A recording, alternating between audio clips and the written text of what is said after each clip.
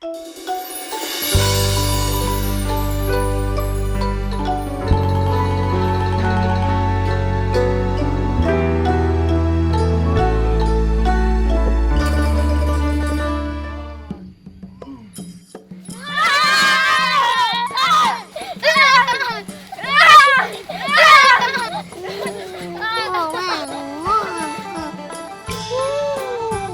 นี่มาให้แต่เดินไปเช้าเลยนี่จักบอกเวลารับเวลานอนนี่เด็กน้อยนี่ไปเล่นมงไม้ไป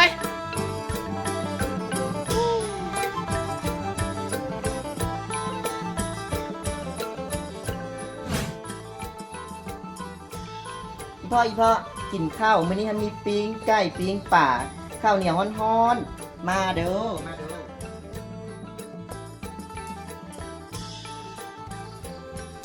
โอ้มีแต่แนวเป็นแต่แซ่บแท้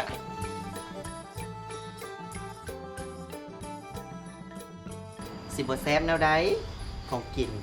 กะเบิ่งแน่คนเฮ็ดก็ยังบักงามๆป่านนี้ละนี่แหละอาหารบ้านเฮาแซ่บก็แซ่บเลยไปน้ำจานมากินน้ำเดียวนะจันเอ้ยจันกินข้าว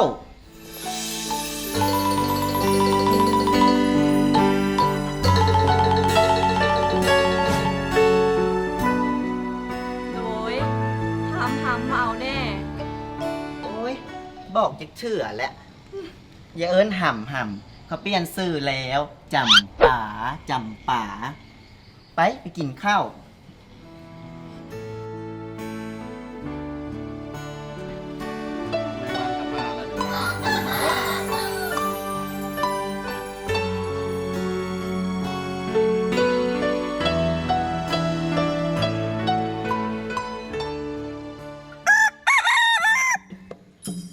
เจ๊สมรู้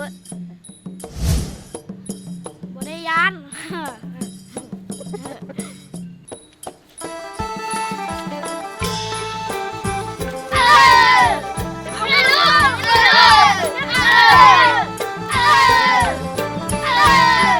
ชูยังอ่ะ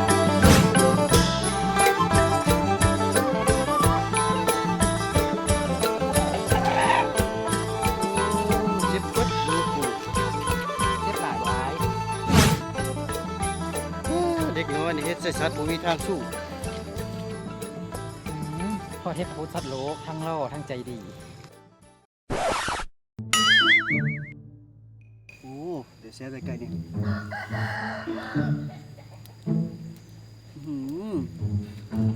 หอมเป็นแต่แซ่บแท้ไก่นี่ตัวเขาว่าคือเดียวบ่โอ้ขังเลยปิ้งเติมก่อนยังบ่สุกครับบ่ได้ทองมีคนมาหาเรื่องอยู่บ้านเฮาฮะไม่ไผมาอีกเหรอบ่ไปไปทองหน้าเด้ลูกปีไก่ เฮ็ดมันเป็นสู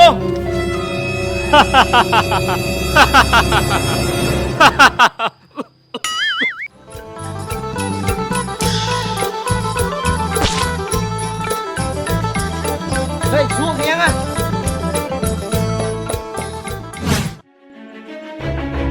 เฮ็ดยังกันย่าบ่ได้เกี่ยวกับตัวเอาไปช่วยก่อนเถอะ ไปเท่าเข้ามาซอยแล้ว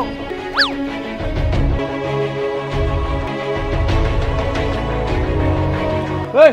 สู้กลับ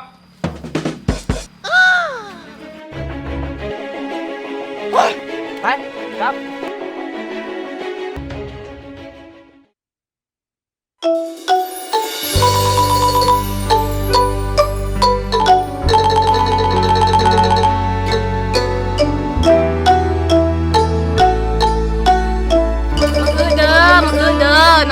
หน่อไม้เด้อโอ้ยมีคนมาซื้อเลยนี่มาเด้อมาซื้อผ้าไหมงามๆเด้อมาเด้อเด้อบ้าไปทางนี้นี่ ตลาดกันน้ำท่วมเนาะจ้ะเนาะเป็นยังไงขายดีอยู่บ่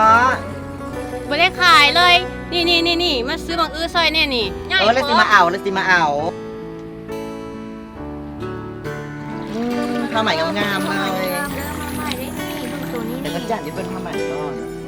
ผ้าไหมงามๆเนาะ ลองดูฮะ งามเนาะสินตัวนี้มาใหม่ได้นี่ งามงาม ดูเบิ่งสิน จะ น้ำ เอานำเด้อ ตัวนี้เด้อ อ้าแต่ ห เปลี่ยนซื้อไม่แล้วเขาซื้อจำป่าง ามขึ้นเนาะเดี๋ยวนี้หาซื้ออันนี้ ไข่ ก็ ห เล ยั ย งลำไยบานอยู่บ่เฮ้ย ซิมเบิ่งก่อนก็ได้เฮ้ยเบิ่งซิมเบิ่งดู หวานอยู่บ่เดี๋ยวสิไปซื้อเครื่องหานั้นก่อนเด้อประจัน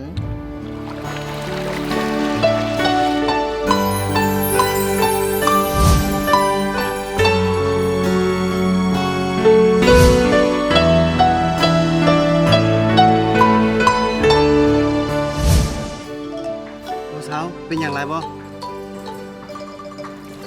บ่เป็นหยัง เช้าเจ้าซื้อหยัง บ่ซื้อหยังกะย่าไปจันเมื่อ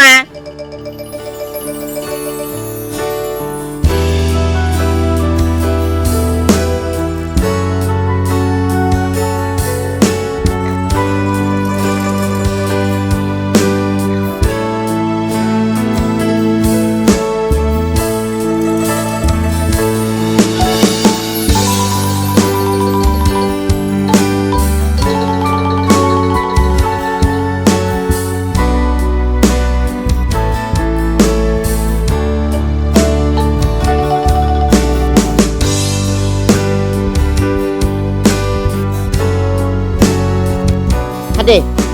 มาให้อย่างฮอตนี่ฮูเด้อว่าคิดอย่างอยู่ห่าง บ้าไม่ได้คิดอย่างนั้น บ่ต้องมาตัวก็ได้จำป่ากาเป็นหมู่กับจันมากระโดดแล้ว เป็นอย่างจำป่าสิบ่ฮู้ ผิดหูอีก แต่จันรู้สึกแปลกๆคือเคยรู้จักกับเขามาก่อนนี่ล่ะ กระแดะ ฮะ อันอย่างก็ โอ๊ยบ่มีหยังโอ๊ยจังสีแหล้วเนาะคนมีความฮักอ่ะ ไปเมืองเฮือนเฮา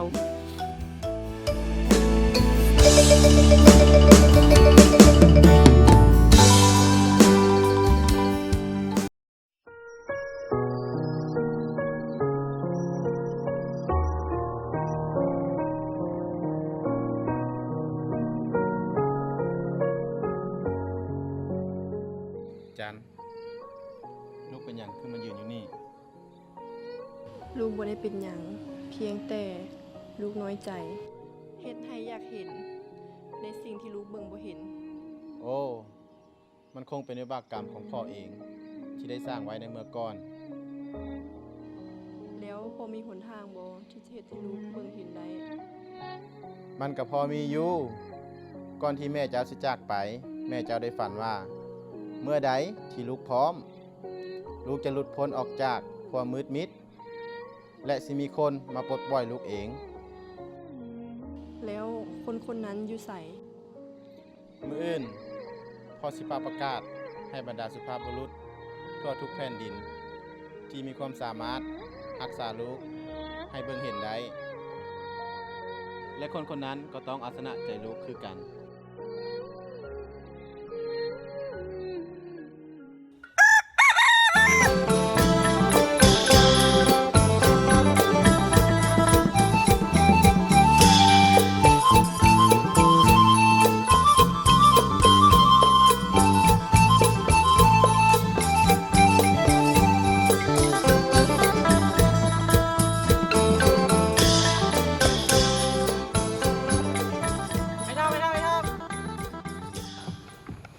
ไอ้ทอ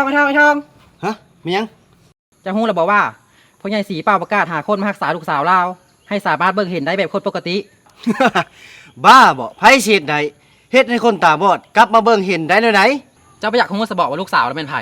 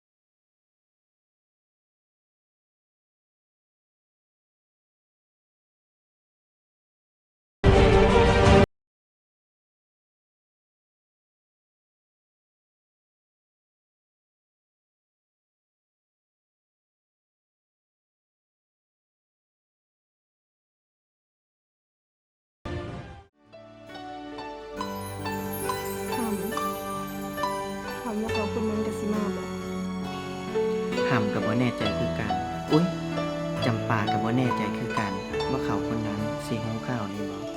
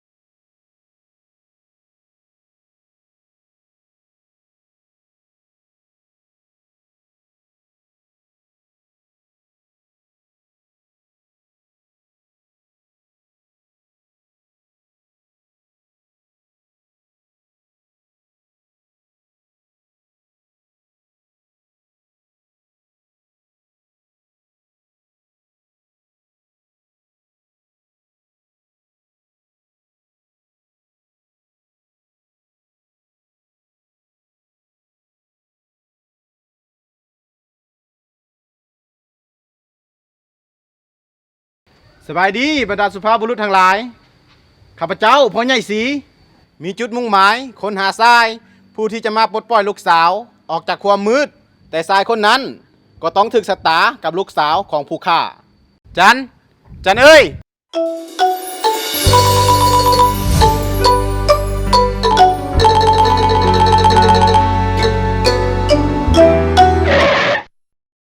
อันนี้ว่าลูกสาวจ้าอีบอมสั้นๆนี่ได้บ่แม่นบักนี้ก็ลิ้นอยู่ ไปเอิ้นจันมาไป โดยพ่อจันมาแล้วจันมาแล้ว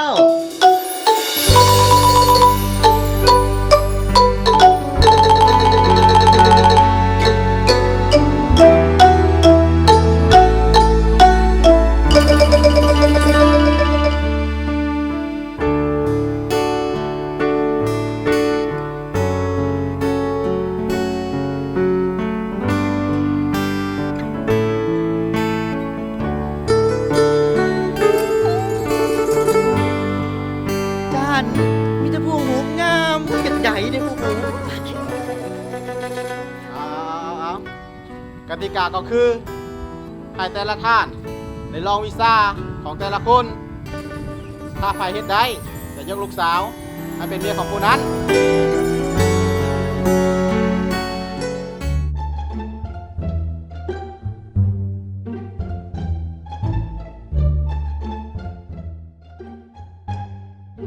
ไอ้อยากฝากดวงใจไว้กับน้อง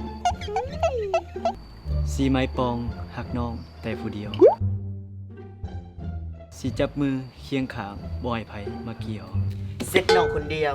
บ่มีเสียว แต่มีแหงโอ้ไปก่อนเด้อบททัน ต่อไปเลยเด้อขึ้นมาเลย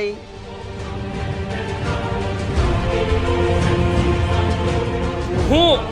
กูเห็น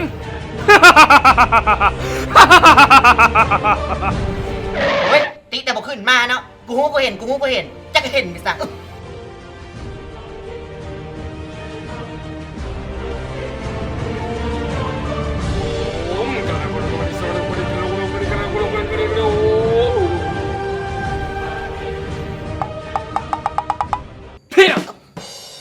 เฮ็ดยังอันนี้เบิดเลยน้ำลายอยู่หน้านี่เบิดเลยไปเลยไป อย่าฟ้าวยังเหลืออีกมนต์หนึง พอไปไปส่ง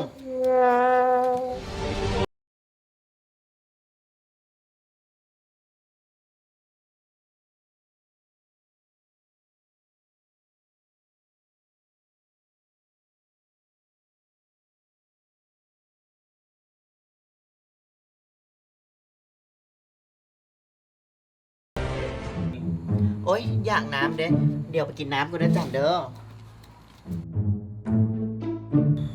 มันไผ่เอาน้ำมาไว้อยู่นี่ให้หิวน้ำปะเนี่ย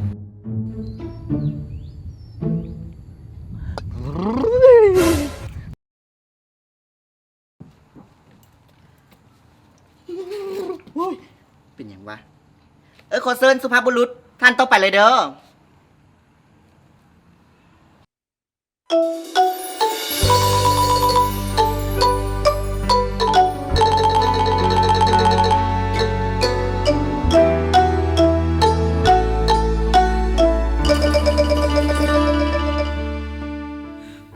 จันเอ๋ยจันเจ้านั้นอยู่แห่งใด อยากกอดเจ้าไว้จับมือเจ้าไว้โอ้ยจันเอ๋ยอ้อนวอนฟ้าเจ้าจงเห็นใจ จงให้เอาของหากันทุกคืนวันคอยฝันให้เจ้ากลับมาโอ้จันเอ๋ยจันเจ้านั้นอยู่แห่งใด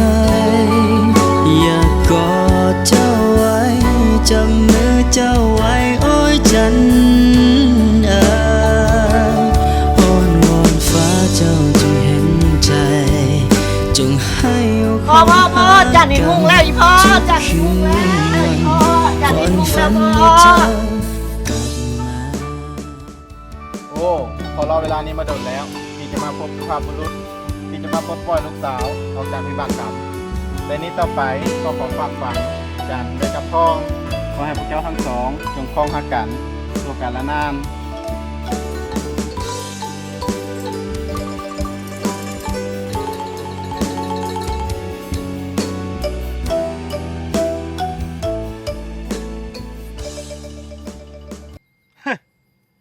สูจะคิด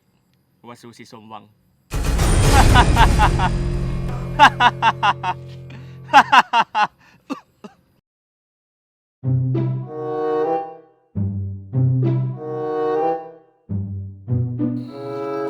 ไอ้